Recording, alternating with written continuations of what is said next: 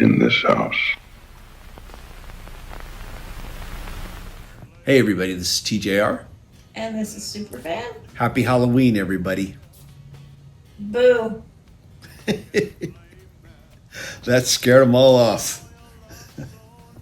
Anyhow, I want to talk about a horror film that, honestly, as a movie, I didn't like it. But I still find myself, how shall I say, intrigued by it. Or Creeped out by it. well, yeah, creeped out. But I kind of, as I've been thinking about it more, kind of admiring it too, to a certain level. This is such a weird place to be in where you don't like a film, but you are still intrigued on some level. And I don't think I've ever experienced this before, to be honest, ever. I'm talking about a film that came out in 2023 called Skinamarink. Apparently, oblivious to me, this became a huge phenomena, a horror movie phenomena that year, and kind of like scared the crap out of TikTok, basically, from what I hear. Yet I didn't hear about this film. Was that a hard thing to do? I don't know. But I mean, it was on, say, the level of like when the Blair Witch Project came out. And we were both there to experience when that film happened in real time. And it was a huge internet phenomena, that film. And it was a huge phenomena, I think, with the general public and how it occurred. It was kind of one of the first huge internet phenomenon. Yeah, as far as a movie, yeah, I think it was. And, you know, we were both there when it happened. We experienced the internet stuff that happened. We saw the film when it came to theaters. We had the opportunity to actually see the film before it was released in theaters because a friend of mine had scored a bootleg copy of the film festival version of the film. And we watched it at home. Was a dark and stormy night. It was. And yeah, we did watch it. And it had a different ending from the theatrical version. It had a different ending. But it was also, because it was a few generations down, the quality of it was even more rough. And that kind of only added to it. Yeah, it really kind of added to the whole creep factor of it. But I liked the Blair Witch Project as a movie.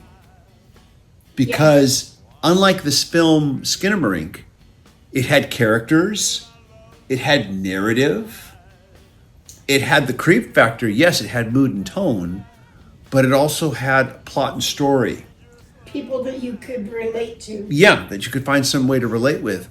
This film, Skinamarink, which again came out in 23, and yes, I know I'm late to the party, but I would be willing to bet that maybe some of you watching this video still haven't heard of it, maybe.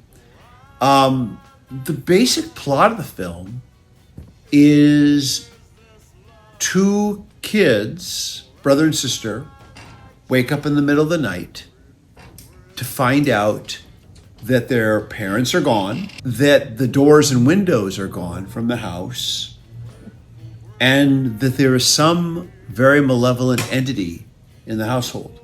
Now, that is a good setup, in my opinion, for a good horror movie.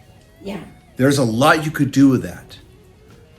But the way this film is done is extremely experimental.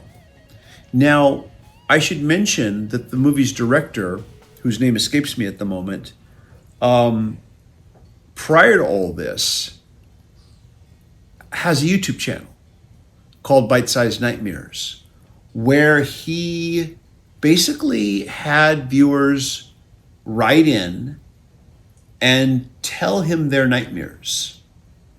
And he would then turn their nightmares into short films. Now, I haven't had a chance to see any of these short films, but I'm going to watch some. I'm going to probably watch at least a good sampling of them. And this is because while I didn't like this movie as a movie, I was intrigued by his style as a filmmaker because it did get under my skin. And I think I should describe kind of how the film looks if you haven't seen it. By the way, the director's name was Kyle Edward Ball. Thank you. Thank you. It was on the tip of my tongue, but I just couldn't think of that. I appreciate it. The way... Of interest, the budget, Yeah. how much do you think? I know it was very low budget. In fact, he had to do basically a one of those fundraiser campaigns. But go ahead, what was the budget? $15,000. Wow. Wow. He made a movie that actually went to the film festival circuits, got into theaters for Had an $15,000. impact. Huh? Had an impact. And had an impact. Yeah. Because no, I remember, it's like I said, for some reason I was just unaware of this film back when it came out until like maybe several months ago I became aware of it. But it had a huge impact on the internet. And TikTok especially, from what I've read, TikTokers couldn't stop talking about this film and how scary they thought it was.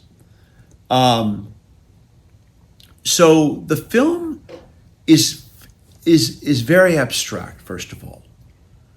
A lot of the shots are either from a very low down on the floor angle or a very high up looking at the ceiling angle. Well, because it's focused on kids, that makes sense. Yeah, it's trying to give you the point of view of being a small kid in the dark. He actually, from what I read, went to his old childhood home that he grew up in and got permission to film there. So yeah, it has this, and the film just tends to just sometimes stay on a shot of maybe just a corner of a ceiling, or maybe looking, through a dark corridor, and it'll just hold on it for the longest time. And it's very grainy, and it's very dark. There's very little light, and sometimes, I found myself staring at it, and even getting a certain amount of eye strain, because I'm trying to see, is there something I'm supposed to see here? And after a while, you stare at it, and your eyes can play tricks on you, and you can think maybe you see something in the shadows, but then there's nothing. And this film, while I didn't like it as a film, and I want to talk more about that, its tone and its style managed to get under my skin. It did manage, the one thing it succeeded in doing, in my opinion, is that it managed to make me remember what it felt like to be a small child alone in the dark, when your imagination can run wild and can go to very scary places, which my imagination could certainly do as a small child. I don't know about you. Yeah. Apparently it's a common thing, because the filmmaker said that one of the common nightmares that he kept hearing before he made this movie was, a lot of them said, I'm a small child, I'm alone, it's dark, and I don't know where I am, or I don't know where my parents are, and there's something scary that's after me. And this was like a real common theme in a lot of the nightmares. I think that it probably happens to everybody at some point. You can be sleeping and your parents pick you up, Yeah. and take you and put you, in a room at a friend's house where there's a party or an event going on. Yeah. So many things. That was something that never happened to me, because, when a family of 8 kids and the parents You never got to go anywhere. No, we never got to go anywhere. And my parents just didn't do that. No, we slept in our own rooms. They put you in a house with no windows and no doors. That's That not was true. normal life. That's not true. But yeah, I can actually remember this nightmare, and I'm getting off track here, but I can actually remember this nightmare that for a long time I thought was real, even, after it happened. But I thought that one of my older brothers, I was alone in the dark in my room, and one of my older brothers came up to the doorway, but he had like a Frankenstein face, a monster face. And he just stood there and stared at me, and it really creeped me out.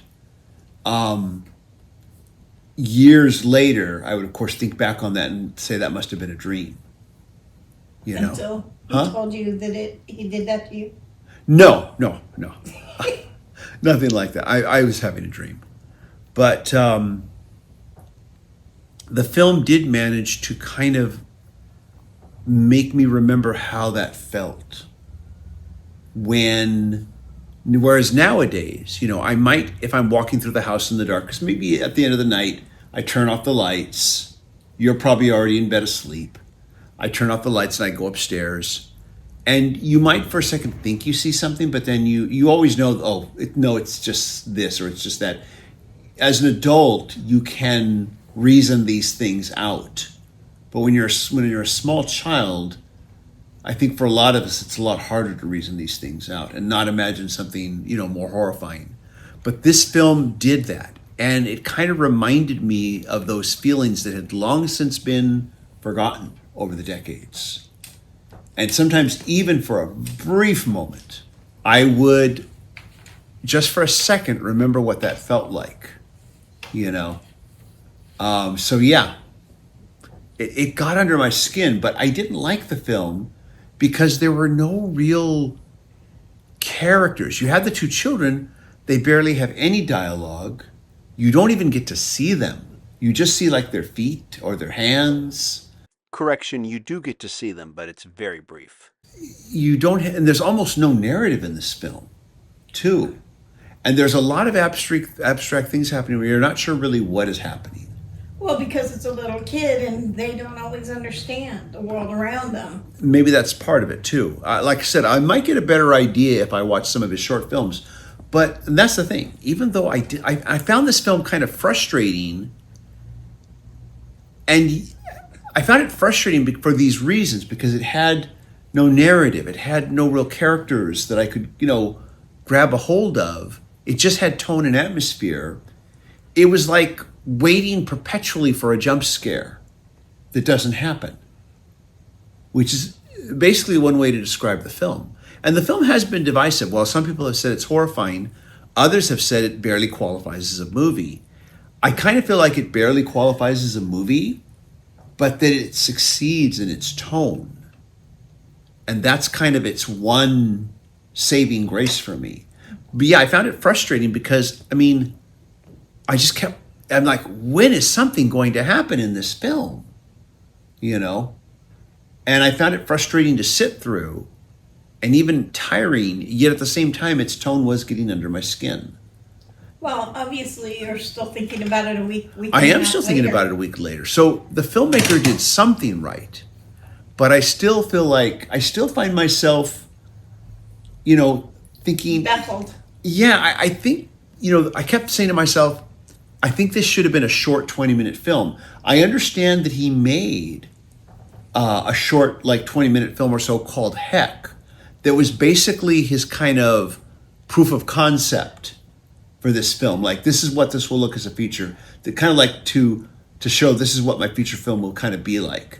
I'm thinking I might watch that because I kept thinking this film would be better if it was just a short, 30 minutes or so. Yeah. Much, much better, much more effective as a film if it was just a short. I feel like it's stretched out way too long in that respect. But yeah, I am still thinking about it. And it did manage to do this one thing, which is make me remember what it feels like to be a child making your way through the dark. Yeah. The And- world can be a scary place Yeah. when you're a little kid. Yeah, it can be. And, It can be a scary place when you're an adult. well, true, yeah. It's interesting to note that the Blair Witch Project, which I mentioned earlier, had a similar reaction on audiences. Yeah. Many people thought it was the most terrifying movie they'd ever seen. Others thought it was boring, dumb, nothing happened, and they were they couldn't understand why anybody even liked it. I think you and I were definitely in the camp that we thought it was a very effective horror film, scary film.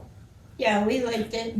And I kept saying that I thought that the people who didn't like it because they never got to. They kept saying to me, "I didn't get to see anything. I thought we were going to see something," and I kept saying, That's not the point. that's not the point of this film. The point is that what's in your imagination is more terrifying than what you can see. And I just kind of thought that the people who didn't get this film just didn't have any imagination. Now I'm experiencing here, decades later, this film that again is, some people are finding terrifying, and other people are saying it's dumb, it's boring, nothing happens, it's barely a movie. And I agree, it's barely a movie. And I agree, I keep waiting for something to happen. And I'm wondering now, am I the one with no imagination? Is that a possibility? Did I think misjudge? You have too much imagination. I've been accused of that. But, clearly this film just, like I said, I found it very frustrating, and I kept waiting for something to happen. I'm wondering, was I too hard on the people who didn't like the Blair Witch Project? Was I too hard on them, saying, well, they just don't have any imagination, that's why they didn't like it. That's why I didn't do anything for them. I wonder now, if now I'm on, because now I feel like the shoe's on the other foot. Now that you're old. Now I'm the old man yelling at the cloud, basically, I guess. That's kind of how I feel. So anyways, and so much so that I felt like I had to talk about it here. I felt like I had to bring up this film and hear what anybody else has to say about it. So again, be curious to know what you think. Did you see this film? Are you intrigued to see it now? And did you like it? Did you find it scary? Or did you just find it boring? And I'll be curious to know what you all think. Anyways, that's all. It's on Tubi right now. That's how I saw it. But at any rate, though, just curious to know what you think. And happy Halloween, everybody. Bye. Bye.